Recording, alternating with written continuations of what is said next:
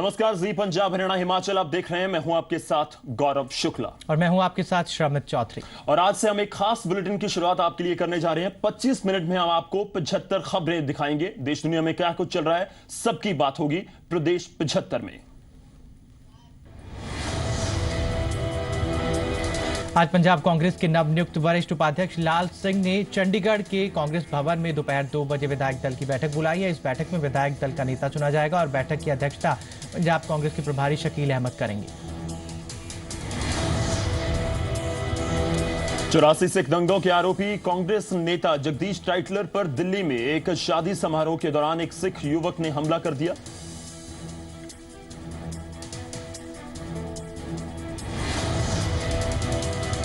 Police ने हमला करने वाले सिख युवक को गिरफ्तार किया। हालांकि बाद में आरोपी युवक को जमानत पर रिहा भी कर दिया गया। घटना शनिवार को महरौली इलाके की है।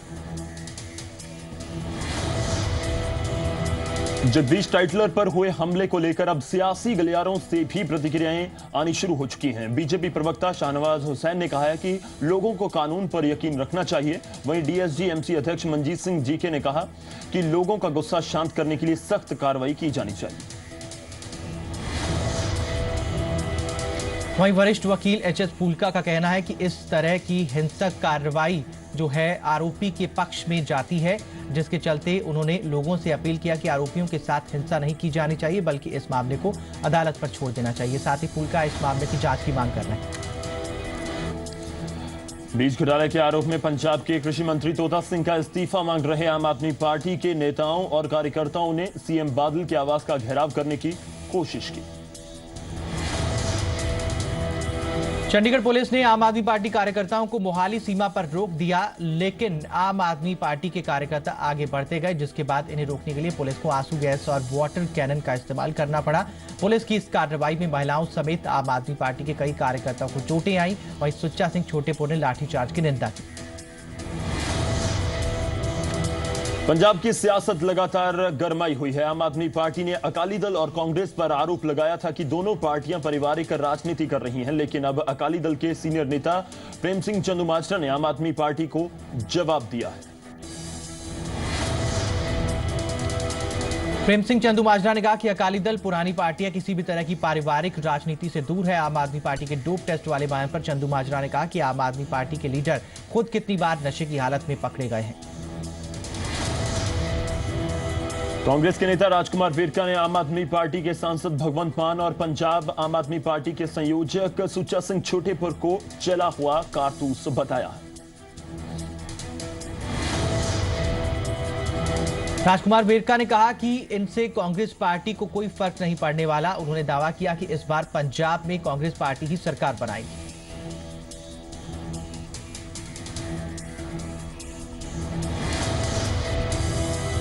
उधर 15 दिसंबर को पटियाला में होने वाली शिरोमणि अकाली दल की सद्भावना रैली को लेकर कैबिनेट मंत्री सुरजीत सिंह रखड़ा ने तैयारियां तेज कर दी हैं। पटियाला पहुंचे रखड़ा का दावा है कि 125 एकड़ में होने वाली ये पंजाब की सबसे बड़ी रैली होगी।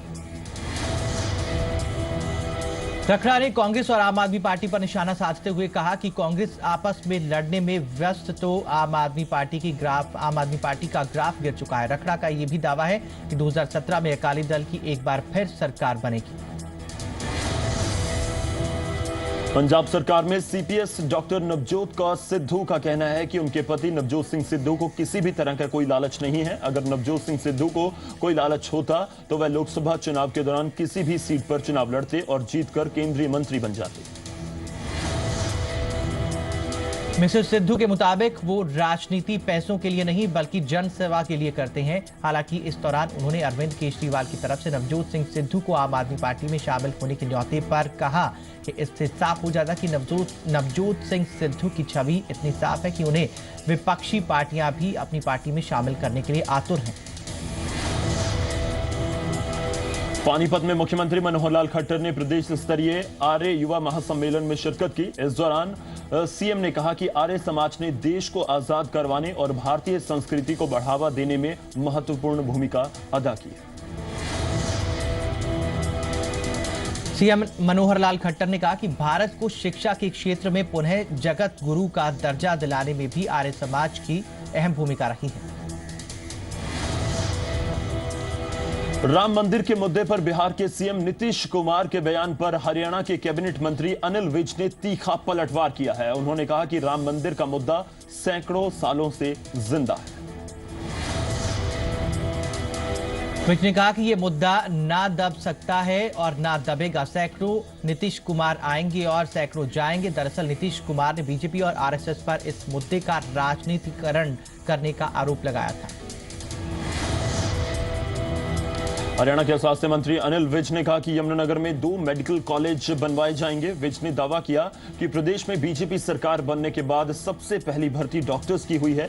अब तक 389 डॉक्टर्स को लेटर मिल चुका है और अभी 1000 डॉक्टर्स की भर्ती और की जाए। कुरुक्षेत्र सांसद राजकुमार सैनी ने कांग्रेस पर हमला बोलते हुए कहा कि कांग्रेस आज खड़ेयाली आंसू बहा रही है, जबकि उनकी विचारधारा वाले लोगों ने ही अंबेडकर को संसद में जाने से रोका था। राजकुमार सैनी ने कहा कि दिल्ली में हुई ओबीसी की रैली ने जाटों को जवाब दे दिया है। अगले साल 28 नवंबर को कुरुक्षेत्र में भी ऐसी ही रैली होगी। हरियाणा सरकार 19 दिसंबर से 21 दिसंबर तक गीता जयंती महोत्सव मनाएगी और इस अवसर पर विभिन्न कार्यक्रमों के लिए उपायुक्तों की अध्यक्षता में जिला स्तर पर समारोह समितियों का गठन किया गया है। आयोजन के लिए हर जिले की सूचना विभाग को 10 लाख रुपए दिए जाएंगे। चंडीगढ़ में हरियाणा कांग्रेस प्रदेश अध्यक्ष अशोक तंवर ने कहा कि हरियाणा कांग्रेस डॉक्टर भीमराव अंबेडकर की 125वीं जयंती वर्ष मनाएगी। कांग्रेस हर जिले में कार्यक्रम करेगी और 19 और 20 दिसंबर को कुरुक्षेत्र में एक सम्मेलन आयोजित किया जाएगा। तंवर ने कहा कि अंबेडकर की जयंती वर्ष में सबसे बड़ा और आखिरी कार्यक्रम करनाल में 10 अप्रैल की रैली के तौर पर आयोजित किया जाएगा। हरियाणा के राज्यपाल कप्तान सिंह सोलंकी ने कहा है कि असहिष्णुता भारत की पहचान नहीं है, ना ये भारत की आत्मा है और ना ही भारत के खून में है। राज्यपाल संविधान निर्माता डॉक्टर भीमराव अंबेडकर के महापरिनिर्वाण दिवस के मौके पर रोहतक के महम पहुंचे। राज्यपाल ने डॉक्टर अंबेडकर को श्रद्धासुमन अर्पित किया और भारत के निर्माण में अंबेडकर के योगदान को अहम बताया। रोहतक के गुरुद्वारा टिकाना साहब में गद्दी को लेकर हुआ विवाद थम नहीं रहा है। गुरुद्वारा के महंत परमजीत सिंह की सितंबर में मौत हो गई थी, जिसके बाद गद्दी पर हक जताने को लेकर उनकी पत्नी बलजीत कौर सामने आई। बलजीत कौर इंसाफ के लिए प्रशासन और सरकार तक गुहार लगा चुकी हैं, लेकिन अब तक उनको जो है राहत नहीं मिल पाई है। बीजेपी नेता कांता अलाड़िया उनकी समर्थन में खड़ी हो गई। सुनपेट कांड पर विवाद थमने का नाम नहीं ले रहा है। रविवार को 36 बिरादरी के लोगों ने सुनपेट कांड में फंसे राजपूत समाज के लोगों के पक्ष में महापंचायत का आयोजन किया। महापंचायत में सर्व समाज के लोगों ने इस मामले में जेल में बंद राजपूत समाज के लोगों को रिहा करने की मांग की और पिछले साल 13 हत्याकांड में मारे गए लोगों के परिवारों को 50-50 लाख रुपए मुआवजा देने की राज्य सरकार से मांग की। रुख हिमाचल का करेंगे। आज हिमाचल प्रदेश हाईकोर्ट में उस याचिका पर सुनवाई की जाएगी जिसमें प्रदेश सरकार के जारी किए गए पंचायती राज चुनाव के रोस्टर को चुनौती दी गई है। कांग्रेस के वरिष्ठ नेता चौधरी लचा राम की अंतिम अरदास में प्रदेश के मुख्यमंत्री वीरभद्र सिंह शामिल हुए। इस मौके पर उन्होंने कहा कि लचा राम जमीन से जुड़े हुए शख्स थे।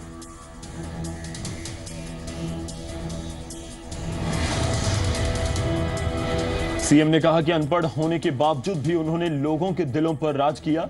लचा राम ने जो काम किए वो हमेशा याद रखे जाएंगे। रविवार को पूर्व सीएम प्रेम कुमार धूमल ने अग्निकांड से प्रभावित कुल्लू के कोटला गांव का दौरा किया। इस दौरान उन्होंने प्रभावित लोगों से मुलाकात की और कहा कि इस दुख की घड़ी में सारा देश उनके साथ है। पूर्व सीएम ने प्रभावितों को कंबल भी बांटे। धूमल ने लोगों से मुलाकात के दौरान ये भी कहा कि गांव को नए सिरे से बनाते वक्त ये भी ध्यान रखा जाए कि इस तरह की घटना दोबारा ना हो। हिमाचल लोकहित पार्टी ने अपने प्रत्याशियों को चुनावी मैदान में उतारने का फैसला ले लिया है। रविवार को मंडी में हुई हिमाचल लोकहित पार्टी की प्रदेश कार्यकारिणी की बैठक में पार्टी अध्यक्ष महेश्वर सिंह ने पंचायत चुनाव में प्रत्याशी मैदान में उतारने की बात कही। महेश्वर सिंह ने पदाधिकारियों की सहमति पर पंचायत चुनावों को लड़ने का ऐलान किया है। बैठक में संगठन की मजबूती पर भी चर्चा की। जींद से बीजेपी सांसद रमेश कौशिक जूते पहनकर डॉक्टर भीमराव अंबेडकर को श्रद्धांजलि देने पहुंचे, जिसका आयोजकों ने विरोध किया, लेकिन विरोध के बावजूद सांसद ने जूते नहीं उतारे।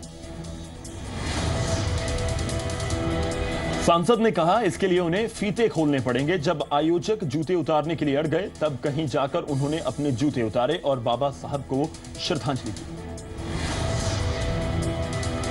भारतीय संविधान के निर्माता डॉक्टर भीमराव अंबेडकर की 53वीं पुण्यतिथि शिमला में भी मनाई गई और इस दौरान कैबिनेट मंत्री विद्या स्टोक्स ने डॉक्टर अंबेडकर को श्रद्धासुमन अर्पित किए। विद्या स्टोक्स ने कहा कि भारत के संविधान का निर्माण कर डॉक्टर भीमराव अंबेडकर ने देश के लिए अतुलनीय काम किए हैं। उनके दिखाए गए रास्ते पर हमें चलना होगा। इस मौके पर नगर निगम शिमला के महापौर संजय चौहान, स्थानीय विधायक सुरेश भारद्वाज और मोहनलाल भी मौजूद थे। आज हरियाणा रोडवेज के कर्मचारी सुबह 11 बजे सचिवालय में सूबे के परिवहन मंत्री कृष्ण पवार से मुलाकात करेंगे और इस दौरान कर्मचारी अपनी लंबित मांगों और नई परिवहन नीति के बारे में बात करेंगे। इस बैठक के लिए परिवहन मंत्री ने सभी कर्मचारी यूनियंस को बुलाया है।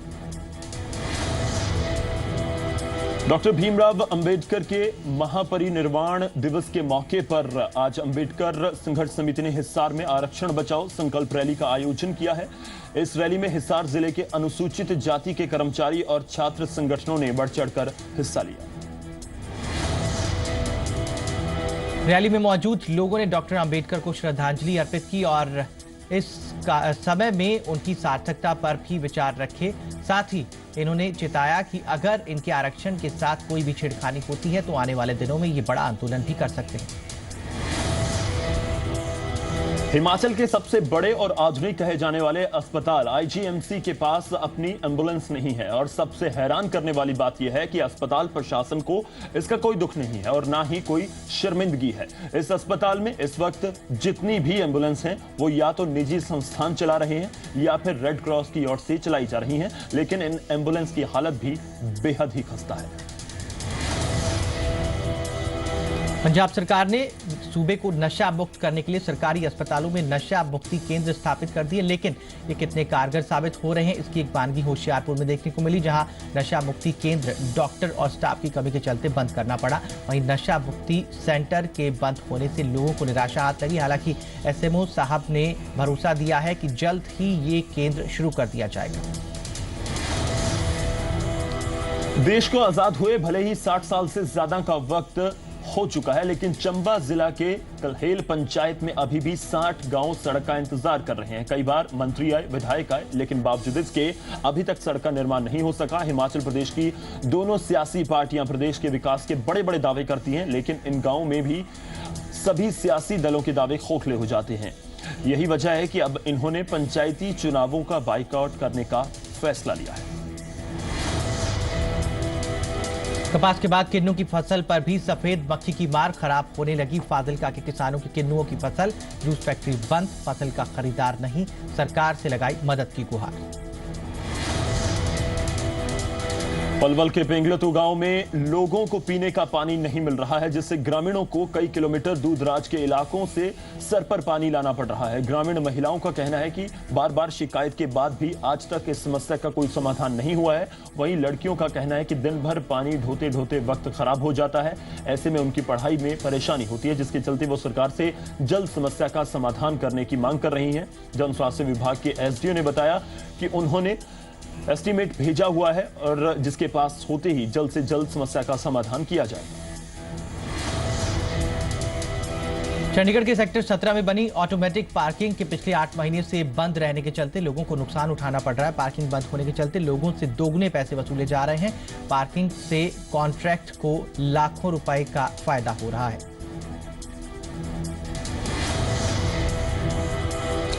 गुड़गांव पुलिस ने शनिवार देर रात शहर में ऑपरेशन रोमियो चलाकर 75 मनचलों को पकड़ा। 3 घंटे तक चलाए इस ऑपरेशन में पुलिस ने अपनी बाइक और कार से भागने की कोशिश कर रहे कई लड़कों को भी पकड़ा और उनकी जमकर क्लास लगाई। गुड़गांव पुलिस ने देर रात महिलाओं से बढ़ती ईव टीजिंग के मामलों के सामने आने के बाद पिछले कुछ महीनों से यह ऑपरेशन शुरू किया है। इससे पहले भी इसी ऑपरेशन के तहत 66 लोगों को पकड़ा गया था।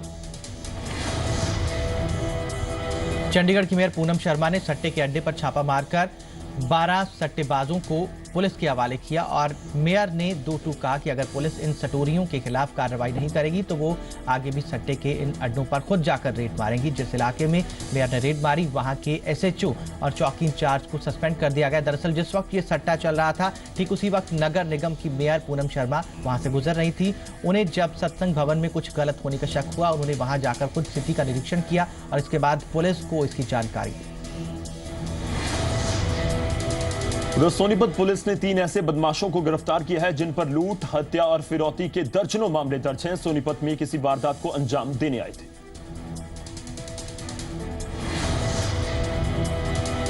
चंडीगढ़ के सेक्टर 25 की भास्कर कॉलोनी में हुए युवक की मौत की गुत्थी को पुलिस ने सुलझाने का दावा किया है और पुलिस ने आशीष पाल हत्याकांड में 2 आरोपियों को गिरफ्तार किया है। कुरुक्षेत्र के ज्योतिसर में स्थित बिजली निगम की वर्कशॉप में अचानक आग लग गई। हालांकि आग से कोई बड़ा नुकसान नहीं हुआ, लेकिन अगर आग पर काबू नहीं पाया जाता तो हादसा बड़ा हो सकता था। हिमाचल प्रदेश की जानी मानी लेखिका सरोज वशिष्ठ की घर में आग लगने से मौत हो गई। रविवार सुबह 4 बजे न्यू शिमला में एक भवन में धुआं उठता देख स्थानीय लोगों ने फायर ब्रिगेड को सूचना दी। फायर कर्मचारियों ने अंदर जाकर देखा तो सरोज जमीन पर पड़ी थी। हिसार के हांसी में नेशनल हाईवे पर आज सुबह एक बड़ा हादसा हो गया।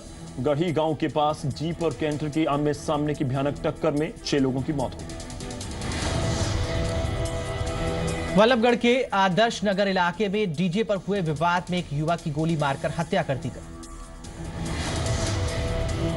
रेवाड़ी जिले के राजपुरा गांव में आईटीआई के एक छात्र की संदिग्ध हालत में मौत हो गई है। पंचकुला के रायपुरानी कस्बा की अनाज मंडी में एक युवक का संदिग्ध हालत में शव मिला। भारत में आईएसआई के लिए जासूसी के रैकेट में 5वीं गिरफ्तारी। अब पश्चिम बंगाल में सिलीगुड़ी से सेना का एक कार्यरत जवान गिरफ्तार। बठिंडा के अमरीक सिंह रोड पर सीमेंट से भरा ट्राला धंसने से सड़क में 5 फीट गहरा गड्ढा हो गया और 30 साल पुरानी वाटर सप्लाई की मेन पाइपलाइन फट गई। रोपड़ के बैंस गांव में एक पोल्ट्री फार्म की वजह से लोगों का जीना मुहाल हो चुका है। फार्म की वजह से पैदा होने वाली मक्खियां और बदबू से गांव में कई बीमारियां फैल रही हैं। यमुनानगर में 13 साल का एक मासूम HIV से पीड़ित है, जिसे रखने के लिए प्रदेश के सभी शेल्टर होम्स ने साफ इनकार कर दिया। हमीरपुर के एक स्कूल की एनएसएस यूनिट ने एक अनोखी पहल की शुरुआत की है। इस योजना के तहत सलासी गांव में नवंबर महीने के बाद होने वाली बच्चियों के माता पिता को 1100 रुपए की राशि देकर सम्मानित करने का फैसला किया गया। धर्मशाला को स्मार्ट सिटी की लिस्ट में शामिल करने के बाद पहली बार तिब्बती धर्मगुरु दलाई लामा ने भी इस पर प्रतिक्रिया दी। उन्होंने कहा कि ये जगह जोन 5 में आती है, यानी भूकंप के सबसे संवेदनशील इलाकों में से एक है।